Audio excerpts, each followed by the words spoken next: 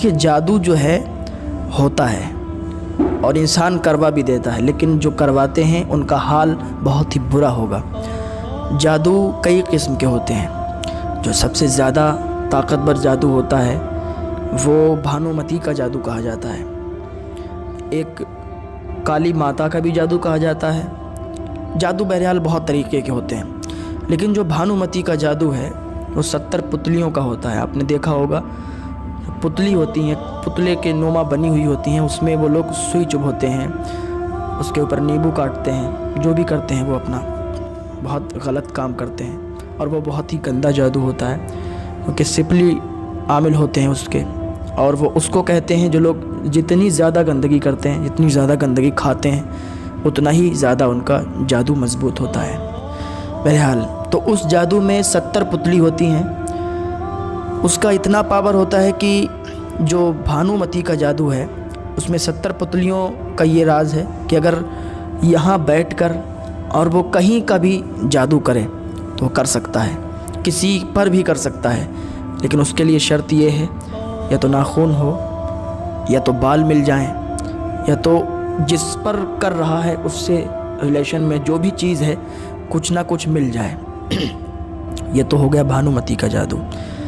लेकिन जो काली माता का जादू कहा जाता है उसमें 30 पुतलियाँ होती हैं। वो यहाँ बैठकर इंसान उतनी दूर तक कर सकता है जितनी दूर बीच में नदी नाला ना पड़ जाए।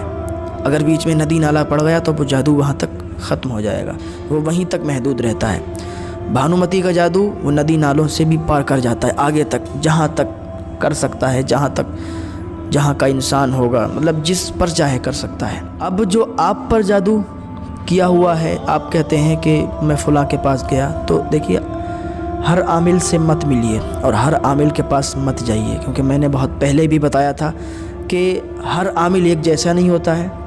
बहुत से आमिल लूटने के लिए बैठे हैं जो लोगों को लूटते हैं, बहुत से आमिल ऐसे होते हैं जो बाकी काम करके देते हैं और उनसे पैसा भी नहीं लेते हैं ज़्यादा, समझ रहे हैं, जिनका जितना उनका काम होता है उतना ही पैसा लेते हैं। अगर आपके ऊपर जादू है, आपके कारोबार बंद हैं, ठप हैं, आपको ऐसा लगता है कि कोई बंदिश है, तो किसी आमिल के पास मत जाओ।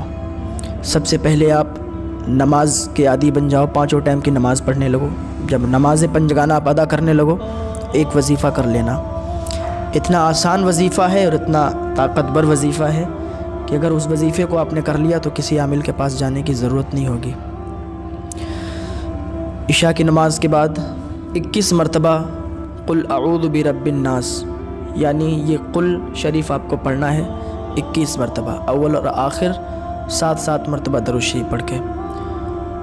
दूसरी चीज़ ये है कि फिर 100 मरतबा अस्तग़फिरुल्लाह ताला रब्बी मिन कुल्ली ज़ंबिन व अतूबु इलैह, ये वजीफ़ा करना है। इसको भी 7-7 मरतबा अव्वल और आखिर दरूद शरीफ पढ़ना है।